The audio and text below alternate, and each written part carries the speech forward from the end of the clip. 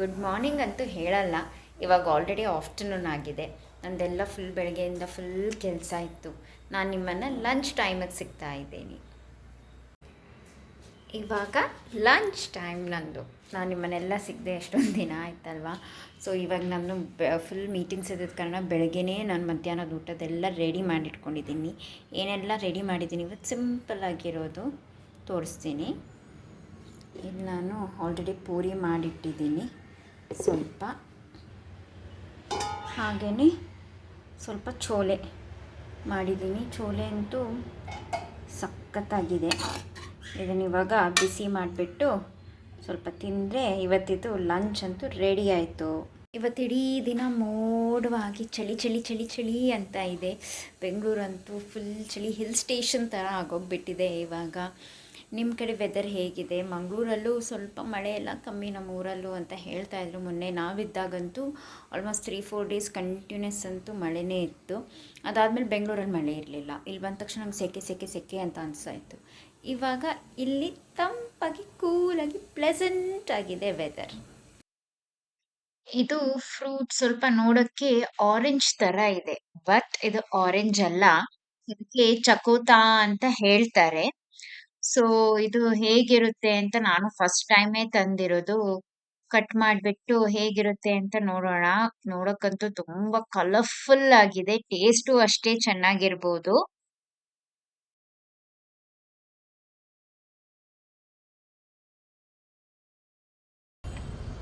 ಇವಾಗ ಬಾಲ್ಕನಿಗೆ ಬಂದಿದ್ದೀನಿ. ಸಂಜೆ ಹೊತ್ತು ವೆದರ್ ಅಂತೂ ನೋಡಿ ಎಷ್ಟು ಪ್ಲೆಸೆಂಟ್ ಆಗಿದೆ, ತಂಪು ಗಾಳಿನೂ ಇದೆ. ಇಲ್ಲಿ ನನ್ನ ಸ್ಮಾಲ್ ಗಾರ್ಡನಲ್ಲಿ ಇಲ್ಲಿ ನಾನು ಮಂಜಲ್ದ ಹಿರೆ ಅಂತ ಹೇಳ್ತೀವಿ ನಾವು. ಅರಿಶಿಣದ ಎಲೆದು ಗಿಡ ಇದೆ, ಪಾಟಲ್ಲೇ ನಟ್ಬಿಟ್ಟು ಮನೆಯಲ್ಲೇ ಮಾಡಿರೋದು. ಫ್ರೆಶ್ ಆಗಿ ಈಗ ನೋಡಿ ಮಳೆ ಬಂದ್ಬಿಟ್ಟು ಸ್ವಲ್ಪ ಹಂದ್ಬಿಟ್ಟು ಹೋಗಿದೆ. ತುಂಬ ಫ್ರೆಶ್ ಸ್ಮೆಲ್ ಬರ್ತಾ ಇದೆ. ಇದನ್ನು ನಾವಿವಾಗ ನಾಗರ ಪಂಚಮಿಗೆ ಇದನ್ನು ಯೂಸ್ ಮಾಡಿಬಿಟ್ಟು ಇದರಲ್ಲೊಂದು ಸ್ವೀಟ್ ಮಾಡ್ತೀವಿ. ಸೊ ಅದಕ್ಕೆ ಬನ್ನಿ ನನ್ನ ಜೊತೆ ನೀವು ಇದನ್ನು ಹಾರ್ವೆಸ್ಟ್ ಮಾಡ್ಕೊಳ್ಳೋಣ.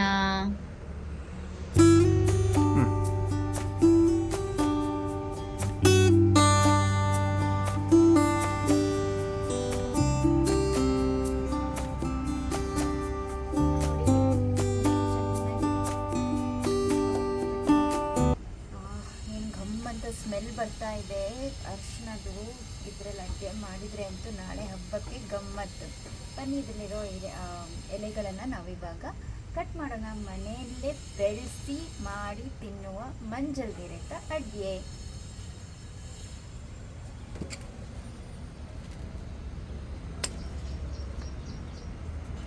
ನೋಡಿ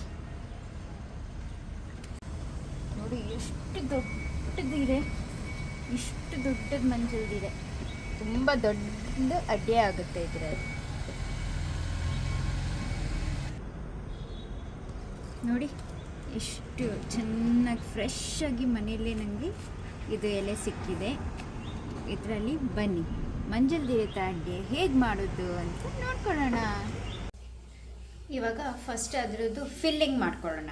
ಈ ಫಿಲ್ಲಿಂಗಿಗೆ ನಾನಿಲ್ಲಿ ಸ್ವಲ್ಪ ಯೆಲ್ಲೋ ಕಲರ್ ಬೆಲ್ಲ ತೊಗೊಂಡಿದ್ದೀನಿ. ಈ ಬೆಲ್ಲನ ನಾವು ಸ್ವಲ್ಪ ನೀರು ಹಾಕಿಬಿಟ್ಟು ಕರಗಿಸೋಣ. ನಾನಿಲ್ಲೊಂದು 1/4 ಕಪ್ಪಷ್ಟು ನೀರು ಹಾಕ್ತಾಯಿದ್ದೀನಿ. ಒಂದು 2 ಟೇಬಲ್ ಸ್ಪೂನ್ ಅಂತ ಇಟ್ಕೊಳ್ಳಿ. ತುಂಬ ನೀರು ಹಾಕಿದರೆ ನಾವು ಮತ್ತು ತೆಂಗಿನಕಾಯಿ ಹಾಕಿದಾಗ ಆ ಮಿಶ್ರಣ ಕರೆಕ್ಟಾಗಿ ಬರಲ್ಲ. ಸೊ ಅದಕ್ಕೆ ನಾನಿಲ್ಲಿ ಸ್ವಲ್ಪ 1/4 ಕಪ್ ನೀರು ಹಾಕಿಬಿಟ್ಟು ಈ ಬೆಲ್ಲನ ಫಸ್ಟು ಕರಗಿಸ್ತಾ ಇದ್ದೀನಿ. ನೋಡಿ ಇವಾಗ ಬೆಲ್ಲ ಕರಗಿಬಿಟ್ಟು ಫುಲ್ ಈ ಥರ ದಪ್ಪಗೆ ಪೇಸ್ಟ್ ಥರ ಆಗಿದೆ. ಇಷ್ಟೇ ಇರಲಿ, ಇನ್ನೇನು ನೀರು ಜಾಸ್ತಿ ಹಾಕ್ಕೊಳ್ಳೋಕೆ ಹೋಗಬೇಡಿ. ಆವಾಗ ತೆಂಗಿನಕಾಯಿ ಹಾಕ್ಬಿಟ್ಟು ನಮಗೆ ಕಲ್ಸಕ್ಕಂತೂ ಆಗಲ್ಲ. ಸೊ ನಾನೀಗ ತೆಂಗಿನಕಾಯ್ದು ಅಳತೆ ತೋರಿಸ್ತಾ ಇದ್ದೀನಿ. ಇಲ್ಲಿ ನೋಡಿ ಈ ಕಪ್ಪಲ್ಲಿ 3/4 ಕಪ್ಪಷ್ಟು ಈ ತೆಂಗಿನ ತುರಿನ ಇದಕ್ಕೆ ನಾನು ಹಾಕ್ತಾಯಿದ್ದೀನಿ. ಹಾಕಿಬಿಟ್ಟು ನಾವು ಚೆನ್ನಾಗಿ ಮಿಕ್ಸ್ ಮಾಡಬೇಕು.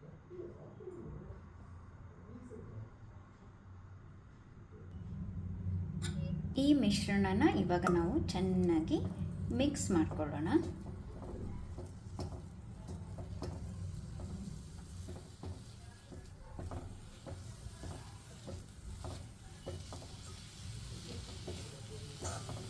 ಲೋ ಫ್ಲೇಮೇ ಇಟ್ಕೊಳ್ಳಿ.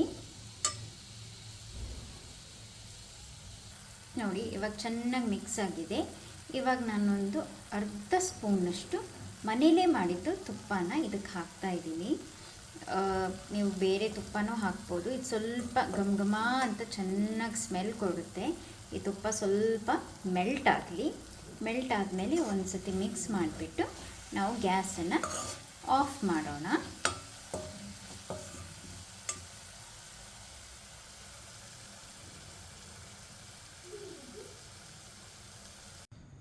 ಇಲ್ಲಿ ನಾನು 2 ಕಪ್ಪಷ್ಟು ಕುಸಲಕ್ಕಿ ಅಂದರೆ ಬ್ರೌನ್ ರೈಸ್ ಏನು ಹೇಳ್ತೀವಿ ಅದು, ಮತ್ತು ದೋಸೆ ಅಕ್ಕಿನ ನೋಡಿ ಇಲ್ಲಿ ನಾನೊಂದು 8 ಅವರ್ಸ್ ತನಕ ಇದನ್ನು ನೆನೆಸಿಟ್ಕೊಂಡಿದ್ದೀನಿ. ಇದನ್ನು ಇವಾಗ ನಾನು ಗ್ರೈಂಡ್ ಮಾಡ್ತೀನಿ, ಒಂದು ಪೇಸ್ಟ್ ಥರ ಮಾಡ್ಕೊಳ್ಳೋಣ. ಸ್ವಲ್ಪ ಗಟ್ಟಿ, ದೋಸೆ ಹಿಟ್ಟಷ್ಟಲ್ವ, ಸ್ವಲ್ಪ ಗಟ್ಟಿನೇ ಪೇಸ್ಟ್ ಮಾಡ್ಕೊಳ್ಬೇಕು. ನೋಡಿ ಇಷ್ಟು ಗಟ್ಟಿಯಾಗಿ ಇದನ್ನು ಕಡಿಬೇಕು. ಸ್ವಲ್ಪ ನೀರು ಹಾಕಿಬಿಟ್ಟು ಕನ್ಸಿಸ್ಟೆನ್ಸಿ ನೋಡಿದ್ರಲ್ವ, ಈ ಥರ ಇರಬೇಕು. ನೋಡಿ ಇವಾಗ ಇದನ್ನೊಂದು ಬೌಲಿಗೆ ನಾನು ಟ್ರಾನ್ಸ್ಫರ್ ಮಾಡ್ಕೊಂಡಿದ್ದೀನಿ.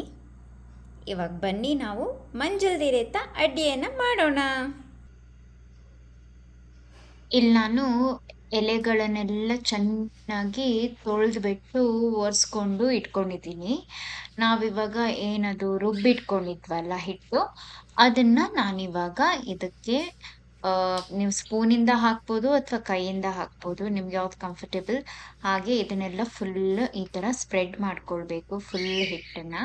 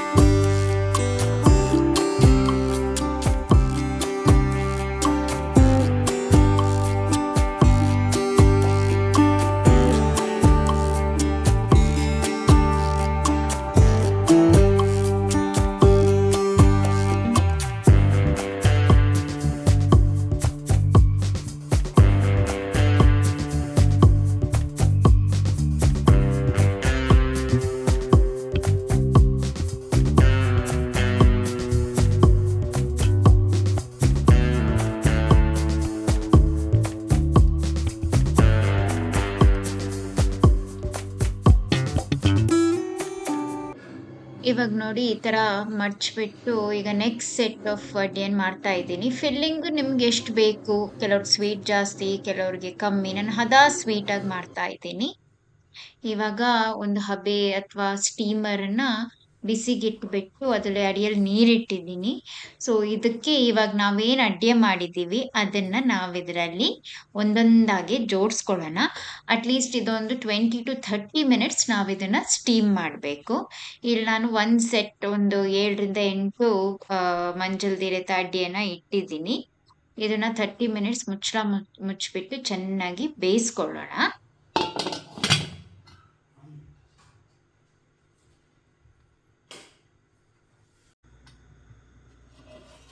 ನೋಡಿ ಇವಾಗ ಆಲ್ಮೋಸ್ಟ್ 30 ಮಿನಿಟ್ಸ್ ಆಗಿದೆ.